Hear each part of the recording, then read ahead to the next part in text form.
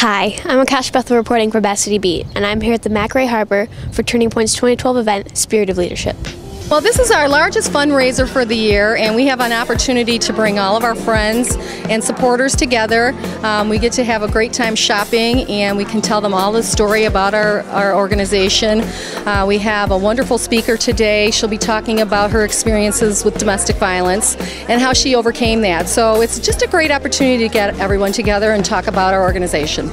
Turning Point has been serving the community for over 30 years. Its mission is to provide programs and resources enabling victims and survivors of domestic and sexual violence to regain control of their lives. Services consist of an emergency shelter, individual and group counseling, support, personal protection order assistance program, a forensic nurse examiner's program for victims of sexual assault, and a prevention education program. Last year, Turning Point provided services to 3,574 individuals and answered over 12,000 crisis calls. Well, believe it or not, it is a very big issue.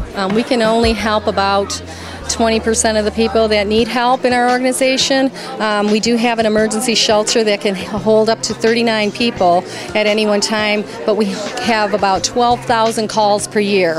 So if you put those two numbers together, you can see that the need is huge. To be honored this way is kind of a humbling feeling, a little bit scary, but it's also nice because we know that this honor represents so many other people that you can't see. So that makes it very nice. I am actually very humbled to be honored this way.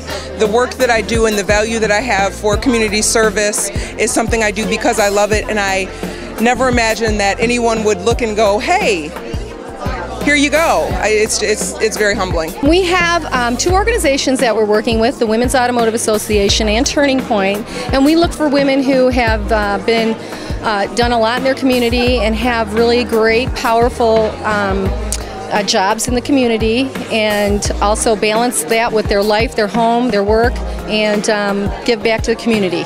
A few years ago, DuPont became involved with Turning Point to help kickstart their project for their new building and going green, and a lot of work that they were going to do.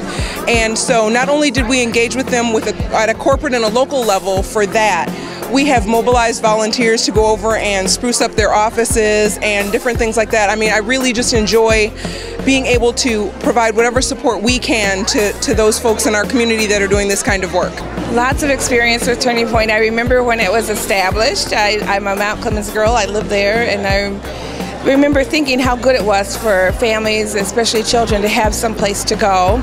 I've lived in the area in Mount Clemens for years, so we've seen some of the people that it served, that Turning Point has served, and they've come to our church. We've been supporters of them and helped them out.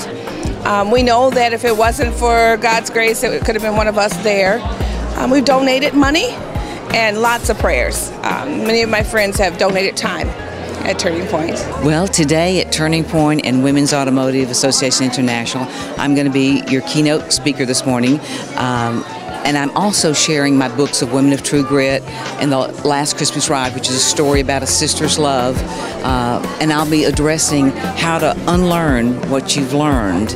And this is my first visit. I'm excited about it. And I've donated the books so that we could raise some money for Turning Point to help make a difference for these women that deserve a second chance in life. One of the special guests was Edie Hand, a businesswoman, author, and television celebrity. She has authored, co-authored, and assisted in the development of over 20 books. She has starred in national commercials, daytime television soaps, and hosted numerous radio and television shows nationwide. She has been the CEO of Hand in Hand Advertising Inc. since 1976, while actively involved in the Alliance for Women in Media for over 30 years. Edie founded the Edie Hand Foundation after the loss of her 3 young brothers.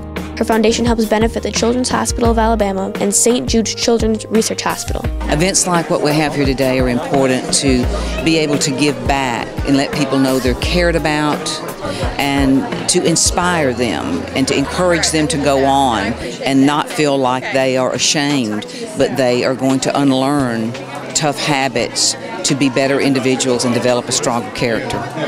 I can say this is that in all of my life's experiences with this is that, you know, life's just not fair. But the important thing to remember is that we cannot control life's events, but you can control how you respond to them.